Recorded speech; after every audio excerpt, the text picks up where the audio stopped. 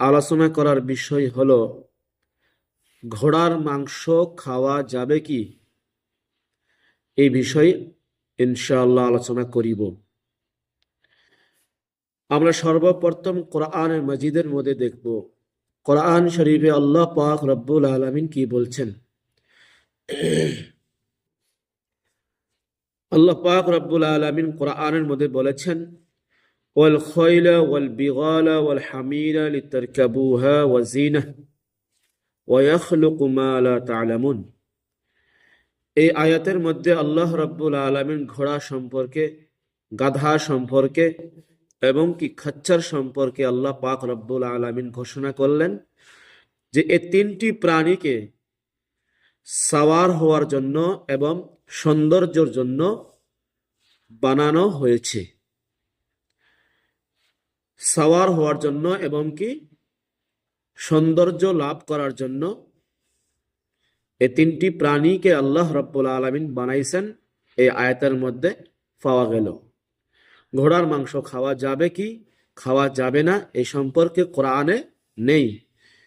হ্যাঁ, ঘোড়া এবং খচ্চর গাধাকে আল্লাহ পাক কি জন্য বানাইছেন? সাওয়ার হওয়ার জন্য এবং কি জিনত, সৌন্দর্যের জন্য আল্লাহ পাক রব্বুল আলামিন বানাইছেন। এতটুকু কোরআনের আয়াতের মধ্যে আমরা পাইলাম। এখন দেখবো আমরা হাদিসের মধ্যে নবী করিম সাল্লাল্লাহু আলাইহি ওয়াসাল্লাম ঘোড়া সম্পর্কে কি বলেছেন। সর্বপ্রথম দেখবো বুখারী শরীফে নবী করিম সাল্লাল্লাহু আলাইহি ওয়াসাল্লাম কি বলেছেন। عن جابر بن عبد الله رضي الله تعالى عنه قال نهى النبي صلى الله عليه وسلم يوم خيبر عن لحوم الحمر ورخص في لحوم الخيل। নবী করিম সাল্লাল্লাহু আলাইহি ওয়াসাল্লাম খয়বরের দিনে গাধার মাংসকে নিষেধ করেছেন এবং কি ঘোড়ার মাংস খাওয়া যাইবে, এটা নবী সাল্লাল্লাহু আলাইহি ওয়াসাল্লাম পারমিশন দিয়েছেন ঘোড়ার মাংস খাওয়ার ব্যাপারে। বুখারী শরীফের হাদিস। নাসাই শরীফে, আবু দাউদ শরীফে এবং ইবনে মাজাতে খালিদ ইবনে ওয়ালিদ থেকে যে রওয়ায়াতটি এসেছে, সে রওয়ায়াতের মধ্যে নবী করিম সাল্লাল্লাহু আলাইহি সাল্লাম বলতেছেন, ইন্না রাসূলুল্লাহ সাল্লাল্লাহু আলাইহি ওয়াসাল্লাম নাহা আন আকলি লুহুমিল খাইলি ওয়াল বিগালি ওয়াল হামিরি। নবী সাল্লাল্লাহু আলাইহি ওয়াসাল্লাম ঘোড়ার মাংস, খচ্চরের মাংস এবং কি গাধার মাংসকে নবী নিষেধ করেছেন, খাওয়া যাবে না। বুখারীর বর্ণনায় আমরা পেলাম নবী করিম সাল্লাল্লাহু আলাইহি সাল্লাম ঘোড়ার মাংস খাওয়ার ব্যাপারে পারমিশন দিয়েছেন। আর নাসাই এবং কি আবু দাউদ, ইবনে মাজা, এই তিনটি কিতাবের মধ্যে আমরা পেলাম যে হাদিসটি এসেছে নবী করিম সাল্লাল্লাহু আলাইহি সাল্লাম নিষেধ করেছে ঘোড়ার মাংস খাওয়া যাবে না।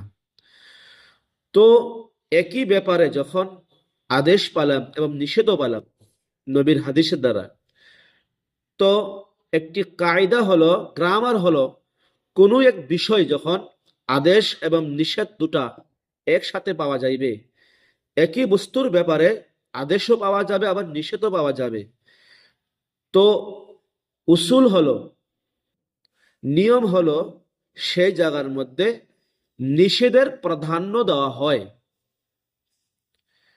অর্থাৎ নিষেধটাকেই প্রাধান্য দেওয়া হইবে যখন আদেশ এবং নিষেধ একই ব্যাপারে থাকবে, একই বস্তুর ব্যাপারে থাকবে, আদেশও থাকবে নিষেধও থাকবে, তখন নিষেধটাকেই কি করা হয়? প্রাধান্য দেওয়া হয়, নিষেধকেই নিষেধ হিসাবে মানা হয়। তো সেই হিসাবে ঘোড়ার মাংস না খাওয়াটা মানে ভালো, এটাই হলো মানে শুদ্ধ কথা। ঘোড়ার মাংস খাওয়া যাবে না, নিষেধ।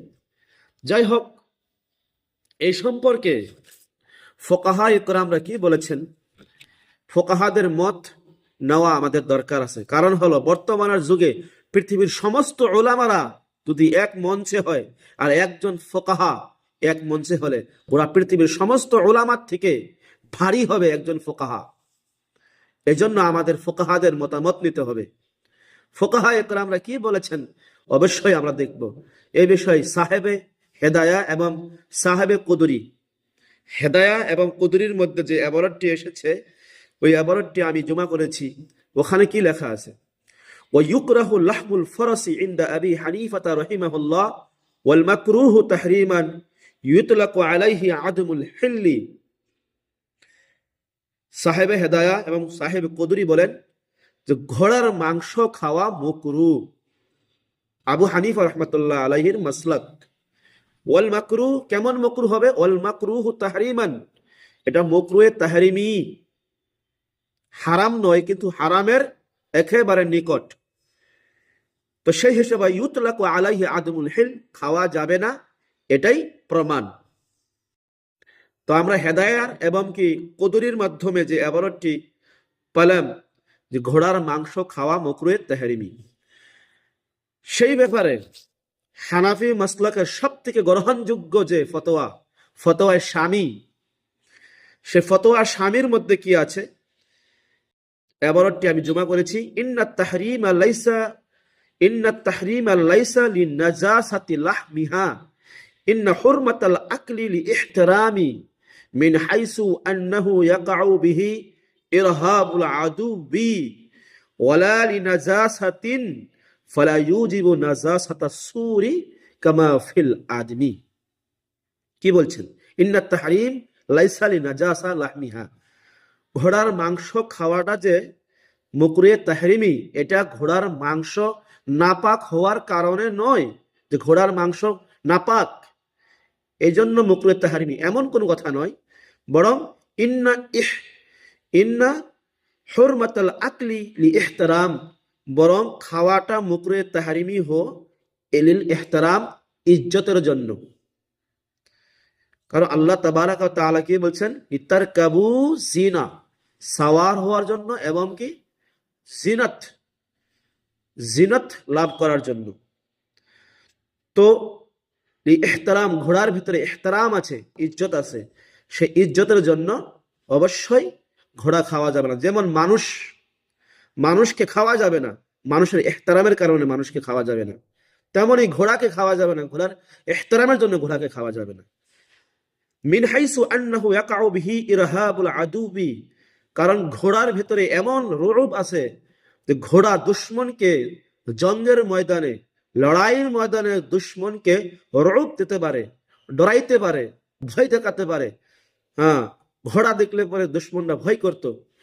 তো সেই হিসেবে ঘোড়ার ভিতরে একটা ইহতিরাম আছে এবং রুউব আছে, সেই কারণে হ্যাঁ ঘোড়া খাওয়া যাবে না। ওয়ালা লিনাজাসাতিন, ঘোড়া একেবারে নাপাক জিনিস, একেবারে গলিস বস্তু, এমন কোনো কথা না।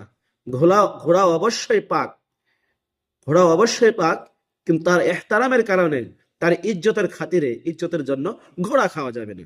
ফলা